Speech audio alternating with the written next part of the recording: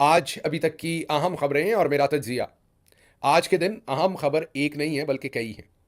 कराची से कोयटा, कोयटा से लाहौर, लाहौर से इस्लामाबाद, रावलपिंडी, अडयाला, बहुत सारी खबरें हैं। फिर कुछ इंटरनेशनल बड़ी चीज़ें भी होने जा रही हैं जो मैं आपको अभी बता नहीं सकता। बस आपको इंतज़ार करना पड़ेगा। लगता है कि 24-48 घंटों में आपको खुद ही पता चल जाएगा कि क्या होने जा रहा है। बस फ़िलहाल आप मेरी मुस्कुराहट देखिए और उस बड़े होने वाली खबर का इंतज़ार कीजिए। तो मैं आपको सीधा लेकर चलता हूँ पहले लाहौर। हालांकि मैंने आपको जो कराची में आज बलूच ख़वातीन को अरेस्ट किया गया, जिस तरीके से किया गया, उससे उसके साथ साथ मारंग बलूच के साथ जो कुछ किया गया, उन तमाम चीज़ों पर मैंने बात करनी है। लेकिन पहले हमें लाहौर जाना पड़ेगा। और लाहौर में मरीम नवाज़ शरीफ साहबा ने एक नया खड़ाक कर दिया है। और अब हमने अंदर की वजह निकाल ली है कि वो कहाँ कहाँ ये खड़ाक कर रही हैं। और आज उन्होंने नया खड़ाक जो किया है वो उन्होंने जना हॉस्पिटल के एमएस साहब के साथ बदतमीज़ी करने का किया है। लेकिन आपकी और हमारी तनकीद का एक फ़ायदा ये हुआ है कि जैसे चौधरी निज़ामुद्दीन साहब डर गए हैं ना और आवाज़ नहीं निकालते। वो कहते हैं ना, आवाज़ ना गड्डी। ये आपने सुना होगा, धमकी होती है लोगों को। तो चौधरी साहब तो अपनी आवाज़ बंद कर गए हैं। आपको पता है कि वो वीडियो में अपनी आवाज़, हमारे डीजी आईएसपीआर साहब तो होनहार, हमारे जो डीजी आईएसपीआर हैं, वो तो आपको पता है बड़ी मुद्दत से उन्होंने तो कभी अपनी आवाज़ सुनाई ही नहीं अपने वीडियोज़ में। उनकी तो वीडियोज़ के अंदर तराने चलते हैं, और तराने या नगमे जो भी कहना आपने, और उसके आखिर पर लोगों की क्लैप्स चलती हैं और डीजी साहब नज़र आते हैं कहीं मुस्तरब, कहीं बात करते हुए, कहीं बहुत ही पैशनेट हुए हुए। और आर्मी चीफ ने भी शुरू में उन्हीं वाली तरतीब रखी। एक दफ़ा वो बेचारे बोल बैठे, एक दफ़ा। और वो भी बाजी, क्योंकि आपको पता है तकरीर बहुत अच्छा करती हैं, कैरी बहुत अच्छा करती हैं, और इनका काम चल रहा था तो उन्होंने कहा इनका चल रहा है हम भी चला देते हैं। वो एक दफ़ा बोल बैठे। उसके बाद जो बोल बचन आगे से आपने किया, वो फिर उसके बाद उन्होंने फैसला किया कि नहीं, गुंगी फिल्में ही चलाओ, वही ठीक है, उन्हीं का ज़माना है। अच्छा, बस मैंने आपको बताया ना कि जिस तरफ आजकल चौधरी निज़ामुद्दीन साहब का हाथ होता है जिसके ऊपर भी, उसकी तबाही निकल जाती है। तो आजकल ज़ाहिर है नून लीग पर भी है, नून लीग की वजह से बाजी मरियम पर भी है। तो बाजी मरियम जो बड़ी देर से अपनी टिकटॉक्स बस उनकी ठीक चल रही थी, उनकी भी तबाही निकल गई। पिछली दफ़ा जब वो गई हॉस्पिटल में, याद होगा आपको, म्यो हॉस्पिटल में जो बदतमीज़ी उन्होंने और रौनत वहाँ पर की थी, उसके बाद जो आपने उनकी दुर्गत बनाई, तो पहला नतीजा तो ये है, जो पहला नतीजा आया है वो ये है कि अब बाजी मरियम ने भी गूंगी वीडियो जारी की है। जी हाँ, आज जो बदतमीज़ी उन्होंने डॉक्टर साहब के साथ की है, ये प्रोफेसर डॉक्टर असगर नकी हैं। अब मरियम साहबा को ये भी नहीं पता होगा प्रोफेसर डॉक्टर क्या होता है। उन्हें लगता है सारे एहसन इकबाल की तरह के प्रोफेसर होंगे। बस झूठे। वो भी वो एक प्रोफेसर होते हैं ना, दीवारों पर लिखे होते हैं, प्रोफेसर आमल फलाना, नजूमी प्रोफेसर फलाना। नहीं, मरियम साहबा ये वो वाले प्रोफेसर नहीं है। ये साहब ने पहले एमबीबीएस किया, और वही वाला एमबीबीएस जिसमें से आप निकल गई थी पहले चंद महीनों में ही। मीन आप एक मजमून भी पास नहीं कर सकी थी। वो रगड़ रगड़ के बड़ी मुश्किल से इस शख्स ने एमबीबीएस किया। उसके बाद इसने बड़ी मुश्किल वाली हाउस जॉब की, फिर इसकी आगे ट्रेनिंग शुरू हो गई, एग्ज़ाम शुरू हो गए। वो इतना कुछ है कि मुझे भी नहीं पता वो क्या कुछ होता है, क्योंकि मेडिकल डॉक्टर नहीं हूँ। बड़ा कुछ किया। मतलब एक उम्र गुजर गई जिसमें आपने पता नहीं कौन कौन से और तीर चला दिए होंगे, और आपने पता नहीं कौन कौन से कारनामे अंजाम दिए होंगे। उसमें ये बेचारे बस पढ़ते रहे और अपनी ट्रेनिंग करते रहे। उसके बाद ये महज क्या बने, असिस्टेंट प्रोफेसर। फिर इन्हें रिसर्च करनी पड़ी, फिर बहुत साल पढ़ाना पड़ा, फिर ये एसोसिएट प्रोफेसर बने, और फिर जाके इन्हें दोबारा रिसर्च करनी पड़ी, दोबारा काम करना पड़ा, फिर जाके ये प्रोफेसर बने। तो इसलिए ही अपने नाम के साथ फिर प्रोफेसर डॉक्टर लिखते हैं। तो प्रोफेसर डॉक्टर असगर नकी और उनके साथ आज मरियम साहबा ने बहुत ज़्यादा बदतमीज़ी की, पहुंची जना हॉस्पिटल में। और गुंगी फिल्म अब वो जारी की है, क्योंकि उसमें बहुत ही बदतमीज़ी की गुफ्तगू, ज़रूरी नहीं कि उस वीडियो के अंदर हो जब इन्होंने बनाई, उसके अलावा भी हो सकती है। ये शातर तो है ना, जब वीडियो बन रही हो उस टाइम तो बहुत अच्छी अच्छी बातें कर रही होंगी to make him look bad. तो बहरहाल आप पहले तो इनकी करतूत ये देखिए कि उनके ऑफिस के अंदर गई, और क्योंकि ये तो तरबियत की बात है, ये तो घर से सीखनी पड़नी थी बात, ये तो अब्बा हजूर ने बतानी थी, या जाहिर है घर में से किसी ने बतानी थी। तो वो नहीं बताई हुई, तो अब वो वज़ीर आला बन के तो नहीं आएगी। पहले उनको इतना नहीं पता कि किसी के ऑफिस में जाके, वो आपका जूनियर हो, सीनियर हो, अनलेस आपका कुलीग हो या पॉलिटिकल आदमी हो, दैट इज़ फाइन, क्योंकि वहाँ पर आपकी इक्वेशन और होती है। उसके दफ्तर में हाँ, या तो है ना कि कोई बैठने की और जगह नहीं है, या कोई मीटिंग की और, तो चले फिर भी समझ आती है। लेकिन चले आप बैठ भी गई हैं, आप एक खातून है, हो सकता है डॉक्टर साहब ने खुद ही आपको अपनी सीट दे दी हो, तो चले इसको भी छोड़ देते हैं। लेकिन जिस रौनक के साथ आप बैठी हुई हैं और जिस जगह पर डॉक्टर साहब को बिठाया हुआ है, जो बॉडी लैंग्वेज बनाई हुई है उनकी, और जिस तरीके से वो एक्सप्लेन कर रहे हैं। सामने हमारे मशहूर ज़माना चीफ सेक्रेटरी साहब बैठे हुए हैं, और उसके पीछे वो वाला डॉक्टर टैटू वाला, मैंने आपको बताया ना कि वो उसने शेर का टैटू कई जगह पर बनवाया हुआ है। आपको मजाक लग रहा होगा, ये इनको कहीं कपड़े उतार के ये दिखाएं इनके शेर का टैटू है कि नहीं। ये गर्दन के पीछे इन्होंने मुझे पता चला है कि शेर का टैटू बनवाया हुआ है गर्दन के पीछे। तो वो डॉक्टर साहब भी, पता नहीं वो डॉक्टर हैं या नहीं है, वो भी बैठे हुए थे वहाँ। और वहाँ पर इन्होंने डॉक्टर नकी साहब की, प्रोफेसर डॉक्टर नकी साहब की इंसल्ट करने की कोशिश की, लेकिन मुझे अंदर के ज़राए बता रहे हैं कि उन्होंने बहुत ही बावकार तरीके से इनको समझाया कि आपको इस बात का नहीं पता कि यहाँ पर कितना पेशेंट आता है, कितने कम डॉक्टर हैं, कितनी कम नर्सेज हैं, आबादी कितनी हो गई है लाहौर की, कितने ज़्यादा हॉस्पिटल्स चाहिए। दुनिया के स्टैंडर्ड्स के साथ कंपेयर करें तो वो तो छोड़ दें, अब पाकिस्तानी हिंदुस्तानी स्टैंडर्ड्स के साथ भी देखें तो यहाँ पर तो ये चल रहा है, बड़ी बात है। और मैं गवर्नमेंट में रहा हूँ, ये बात उनकी दुरुस्त है। जो साइलिन है, जो पेशेंट्स हैं या उनके घर वाले हैं, वो भी गुस्से में होते हैं ज़्यादातर जो हॉस्पिटल में होते हैं, अगर आप उनसे पूछें, क्योंकि उनकी भी सारों की बात है कि जी हमें केयर ठीक नहीं मिली। लेकिन जो इन्फ्लक्स है, जो फैसिलिटीज़ हैं और जो पब्लिक का इन्फ्लक्स है, वो बहुत बड़ा एक बोझ है और उसको रन करना बहुत मुश्किल है। और फिर जब पूरी कौम का आवे का आवा, जब मैं कहता हूँ 95% के मामला ख़राब हैं, तो मुझे बताएं हॉस्पिटल में वो नकी साहब ने क्या खुद पैदा करके अपने बच्चे ले आने सारे? वहाँ पे तो इसी कौम के लोग हैं ना। तो अब जब पूरी कौम का आवे का आवा बिगड़ा हुआ है तो हॉस्पिटल में कैसे ठीक हो जाना? बहरहाल इन्होंने वहाँ पर बहुत बदतमीज़ी की कोशिश की, लेकिन उन्होंने बड़े ही तहम्मुल के साथ, तदब्बर के साथ इनके सवालों का जवाब दिया।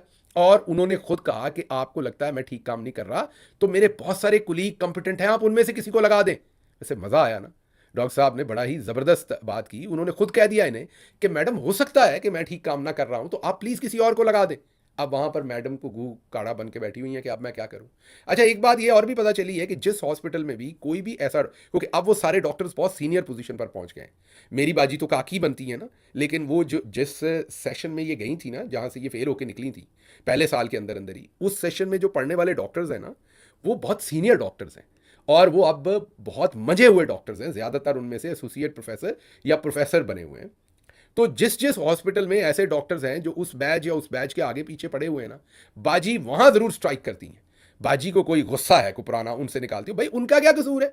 हाँ, उनका ये कसूर होगा बूटी नहीं लगवाई होगी। बाजी को लगता होगा जैसे पहले बूटी में नकल करवाते रहे, वहां क्यों नहीं करवाई, तो वहां पर बाजी ने ये किया। खैर, बाहर निकलकर इन्होंने डॉक्टर साहब को जो है वो फारिग कर दिया वहां से। डॉक्टर साहब ने अल्हम्दुलिल्लाह की पोस्ट लगाई क्योंकि उन्होंने तो पहले कहा था मेरी जान छोड़ो। अल्हम्दुलिल्लाह की पोस्ट लगाई तो उसके ऊपर मुबारकबादों के तांते बन गए, मुबारकबादों के तांते बंध गए। आप जरा गौर कीजिए कि लोग किस कदर मुतनफ़र हो चुके हैं इनसे, इस शरीफ खानदान से और निज़ामुद्दीन साहब की पूरी रजीम से। लोग कितने मुतनफ़र हो चुके हैं कि लोग डॉक्टर साहब को चार्ज छोड़ने कह लें, इनकी तरफ से लिए जाने कह लें, जो भी आपने कहना है, क्योंकि उन्होंने तो खुद कह दिया किसी और को लगा दें। तो वहाँ मुबारकबादों के तांते बंध गए और ये अपना सा मुंह लेके वहाँ से आई हैं, क्योंकि टिकटॉक बना ली इन्होंने। कोई somebody needs to tell her, ये पढ़े लिखे लोग हैं, ये डॉक्टर हैं, you have to respect them. आपको अंदाजा है ये किस तरह का काम करते हैं सारा दिन? आपको अंदाजा है कि एक हाथ में लाश होती है, दूसरे हाथ में किसी का बच्चा पैदा हुआ होता है, तीसरे हाथ में इनके में, मैं एक एनोलॉजी इस्तेमाल कर रहा हूं कि ये इनकी एक टांग इधर होती है, एक उधर होती है। तो पता है सारा दिन ये कर क्या रहे होते हैं?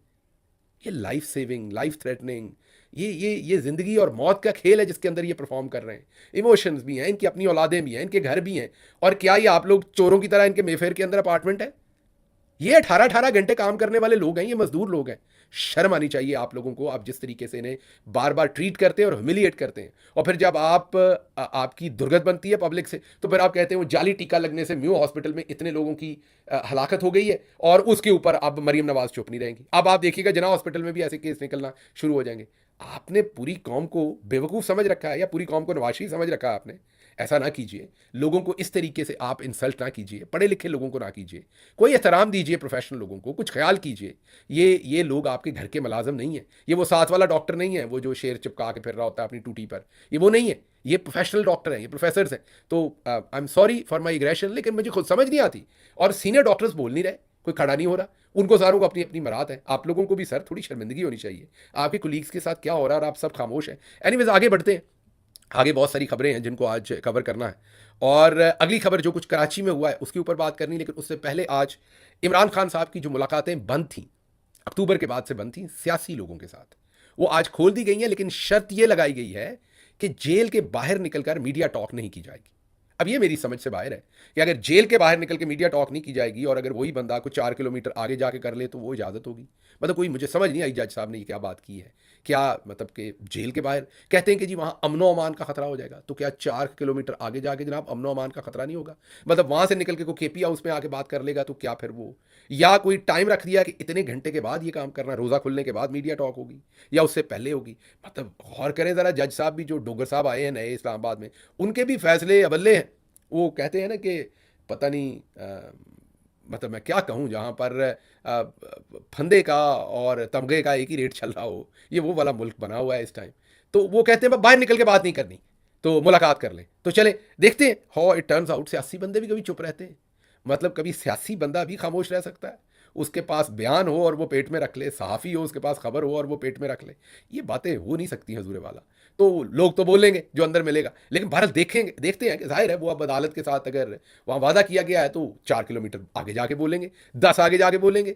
लेकिन मुझे ये समझ नहीं आई फ़र्क क्या होगा अगर कोई मिल के निकलता है तो वो केपी हाउस जाके बोलेगा तो उससे क्या फ़र्क होगा। बहरहाल आज मुलाकातें खुली हैं, देखते हैं हाउ इट टर्न्स आउट आने वाले दिनों के अंदर। अच्छा, अगली कराची से खबर है जिसके ऊपर बात करनी है। कराची में समी बलोच, एक बलोच एक्टिविस्ट हैं मारंग की तरह, उन्हें गिरफ्तार किया गया, बहुत ही बुरे तरीके से गिरफ्तार किया गया। वो अपना दुपट्टा अपने ऊपर कवर कर रही थी लेकिन पुलिस खींच रही थी, दुपट्टा खींच रही थी, तशद्दुद कर रही थी और उनको गिरफ्तार किया गया और भी खवातीन को गिरफ्तार किया। मारंग पहले ही गिरफ्तार हैं, वहाँ पर चंद लाशें पहले ही गिर चुकी हैं। अच्छा, अब ये जो खबर है ना, ये इस खबर पर आपकी तरफ से मुझे डांट बड़ी बड़ी पड़नी है, मुझे पता है। और नॉर्मली जो एनालिस्ट, तज्जिया निगार या पब्लिक पर्सनालिटीज़ होते हैं ना, उनके लिए अपना पब्लिक जो परसेप्शन बड़ी इंपॉर्टेंट होती है। उनके लिए पब्लिक के अंदर जो अप्रूवल रेटिंग है ना, वो बहुत इंपॉर्टेंट होती है। अब एक तरफ तो वो है कि मैं वो बात करूं जो रन ऑफ द मिल है, जो सारी बात कर रहे हैं वही बात करूं आपके साथ, जिसकी अप्रूवल चल रही है, वह काम चलता रहे, या मैं पानी के धारे के अपोजिट आपसे बात करूं, फिर आप मुझे कहेंगे बुरा भला। चले खैर है, अब मुझे तो इस चीज़ की मेरे दिमाग में ख्वाहिश है कि मैं ये ज़रूर, या खलश है कि मैं ज़रूर आपके साथ ये बात करूं, तो मुझे करनी चाहिए। उसके नताइज चलें जो आएंगे वो भुगतेंगे, आप डांटेंगे ही ना ज़्यादा से ज़्यादा, और क्या होगा। तो आपने मेरा ओपिनियन सुनना है, लेकिन अपनी राय ज़रूरी नहीं कि आपने बदलनी है, मैं सिर्फ आपको एक डिफरेंट पर्सपेक्टिव देना चाहता हूँ। अब सबसे पहले स्टार्ट करते हैं कि क्या बलूचिस्तान में मिसिंग पर्सन है? बिल्कुल है। क्या बलूचिस्तान के जो मिसिंग पर्सन है उसके ऊपर हमारा रवैया दुरुस्त रहा है? मीन एज अ पंजाबी मेरा या पाकिस्तानी, बिल्कुल ठीक नहीं रहा। क्या मिसिंग पर्सन किसी ने खला से आके किए हुए? नहीं, हमारे चौधरी निज़ामुद्दीन, हमारे जनरल साहबान ने, ज़ाहिर है अपनी गलत पॉलिसियों से। और क्या बलूचिस्तान के साथ जुल्म कम हुआ है? नहीं, बहुत ज़्यादा हुआ है। क्या होना चाहिए था? बिल्कुल नहीं होना चाहिए था। इसका हल क्या है? क्या कोई मिलिट्री का वहाँ पर जाकर लश्कर कशी इसका हल है? नहीं, इसका हल सियासी है, जो इमरान खान ने कहा है, बैठ के बात करनी चाहिए। तो फिर आप कह रहे होंगे कि मैं मुख्तलिफ बात क्या कर रहा हूँ। मैं मुख्तलिफ बात आपको बताता हूँ मैं क्या कर रहा हूँ। अगली बात, क्या मारंग बलोच जो है वो मजलूम है? बिल्कुल है। क्या उनके वालिद के साथ जो जुल्म हुआ वो हुआ था? बिल्कुल हुआ। क्या उसे इफ़ एंड बट के बगैर मैं कंडेम करता हूँ? बिल्कुल करता हूँ। क्या मैं उनकी सपोर्ट करता हूँ? बिल्कुल करता हूँ। ये सारी मैं तमहीद बांध रहा हूँ कि जो मैं तज्जिया दे रहा हूँ उसमें आपको ये ना लगे कि मैं कहीं चौधरी निज़ामुद्दीन साहब की गेम आपके सामने डाल रहा हूँ, बल्कि मैं आपको बता रहा हूँ कि ये गेम चौधरी निज़ामुद्दीन साहब की है। आपने ज़रा गौर से इस बात को देखना है। मैं यहां पर यह बिल्कुल नहीं कह रहा कि मारंग बलोच साहबा या समी बलोच साहबा या कोई भी और शख्सियत जो है वो चौधरी निज़ामुद्दीन की गेम खेल रहे हैं। वो तो बेचारे मजबूर हैं, उनके तो घर वालों को उठाया हुआ है, किसी को लाश मिल चुकी है, किसी को नहीं मिली, वो तो जख्मी है, मारे मारे फिर रहे हैं, इंसाफ के लिए पुकार रहे हैं। लेकिन चौधरी साहब क्योंकि इतने ज़बरदस्त ऑर्केस्ट्रेट करते हैं चीज़ें कि वो सबको अपने गुबार में ले लेते हैं। जैसे आप देखें, सारी उम्र हम सारे यही कहते रहे कि ये बलूचिस्तान के अंदर जो मिसिंग है इसकी जनाब एक दूसरी पिक्चर भी है, इसकी जनाब एक तीसरी पिक्चर भी है, यही कहते थे ना हम सब, क्योंकि उस टाइम चौधरी साहब ने हमारे ऊपर भी अंधेरा किया हुआ था। तो मुझे ये लग रहा है, ये मुझे लग रहा है, and I can be wrong, मेरा भी ये नापुख्ता ख्याल भी हो सकता है, कि चौधरी साहब को जब जब अटेंशन डाइवर्ट करनी होती है तो पहले तो चौधरी साहब ने भरपूर कोशिश की अफगानिस्तान के साथ कि जी जंग ही लड़नी है, वहाँ से हमने असला जो वापस लेना है। वो बाबा ट्रंप जो है वो कहता मैंने कोई जंग नहीं लड़नी, उसने ज़ल्मे खलीलजाद भेज के ना रहेगा बांस ना बजेगी बांसुरी से काम ही ख़राब कर दिया। वो जो डॉक्टर शाहिद मसूद कहते हैं ना दबड़दूस, उसने चौधरी साहब के तमाम जो अज़ाइम थे ना वो दबड़दूस कर दिए। तो अब अटेंशन डाइवर्ट करनी, पहले भी एक दफ़ा ऐसे ही हुआ था, मामला पीक पे चले गए थे, अटेंशन डाइवर्ट करनी थी। आपने देखा कि उस वक्त भी मारंग बलोच साहबा जब इस्लामाबाद में थी तो उन पर ठंडा पानी फेंका गया, उनकी अरेस्ट की गई, फिर उन्हें छोड़ दिया गया। अब मैं दोबारा रिपीट कर रहा हूँ तीसरी बार, मारंग बलोच साहबा मेरी नज़र में बिल्कुल मजलूम है, उनका हमें साथ देना चाहिए, उनके साथ खड़े होना चाहिए। मैं नहीं समझ रहा वो इनके साथ मिलकर कुछ कर रही हैं, वो तो अपने खिलाफ जुल्म की आवाज़ उठा रही हैं, वो तो मजलूम है। मैं उनकी सपोर्ट में हूं पूरा। मैं ये कह रहा हूं कि चौधरी साहब उनकी मूवमेंट को इस्तेमाल करते हैं टेंशन डाइवर्ट करने के लिए जब जब इनको चाहिए। अब आप आज पूरा सोशल मीडिया खोलकर देखें कि बात हो रही है, जिस तरीके से उन खवातीन को ये हैंडल कर रहे हैं, पकड़ रहे हैं, खींच रहे हैं, उसी पर बात हो रही है। पूरे सोशल मीडिया की टेंशन उस तरफ चली गई है। अच्छा, अगली बात इससे भी मजेदार है। इंटरनेशनल वो तमाम फोरम, वो international personalities, NGOs, human watch dogs, human rights के वॉच डॉग्स, मलाला यूसुफजई साहबा, वो तमाम लोग जो खामोश रहे तैयबा राजा के दुपट्टा खींचने पर, ऐसे ही गिरफ्तार किया था ना उसे भी, जिले शाह के कत्ल पर। अच्छा चलें, ये सारे पीटीआई से थे, पॉलिटिकल लोग हैं, अब हम क्यों जी पॉलिटिक्स का हिस्सा बने, मरते हैं तुम्हारे। मीन ये हो सकता है ना किसी का आर्गूमेंट। तो अरशद शरीफ शहीद, वो तो जर्नलिस्ट था, उसके लिए कोई नहीं बोला। तो आज वो तमाम ट्वीट कर रहे हैं। यास्मीन राशिद, गौर कीजिए, एक फिजिशियन है, एक एक नानी दादी हैं, एक सीनियर सिटीजन है, कैंसर के, अच्छा जब हम कहते हैं कैंसर सर्वाइवर, तो वो अभी भी कैंसर से फाइट कर रही हैं। ठीक है, उनका प्रोसेस कंप्लीट हो गया, लेकिन वो जिस उम्र में है वो अभी भी वो मेडिकेशंस ले रही, फाइट कर रही हैं। किसी ने उनके लिए ट्वीट नहीं किया। जब मैं ये सारे आउटलेट देख रहा हूं तो चौधरी के इमाम पर जो तमाम पूरी दुनिया की इस्टेब्लिशमेंट खामोश रही ना, खामोश, पाकिस्तान में खवातीन पर होने वाले हर जुल्म पर खामोश, जर्नलिस्टों पर होने वाले हर जुल्म पर खामोश, वो आज बोल रहे हैं और दबा के बोल रहे हैं, और वो मारंग बलूच साहबा को भरपूर सपोर्ट कर रहे हैं। अब मैं दोबारा तीसरी दफा कह रहा हूं, on the cost of repetition, मैं अक्यूज मारंग बलूच को नहीं कर रहा, वो तो बेचारी मजलूम है, लेकिन चौधरी गेम खेल रहा है क्योंकि चौधरी को ये चाहिए, और चौधरी के जो बैरूनी दोस्त अहबाब हैं वो मिलकर गेम खेल रहे हैं। अच्छा, आपको एक और एग्जांपल दे देता हूं। आप कहेंगे नहीं वक्त बदल गया, पहले और था, अब चौधरी का लोगों को पता चल गया जैसे हमें पता चल गया। ऐसा नहीं है। अहमद नूरानी ने अभी एक स्टोरी की है। अहमद नूरानी ने क्या कर दिया है, वही मुल्क जहां पर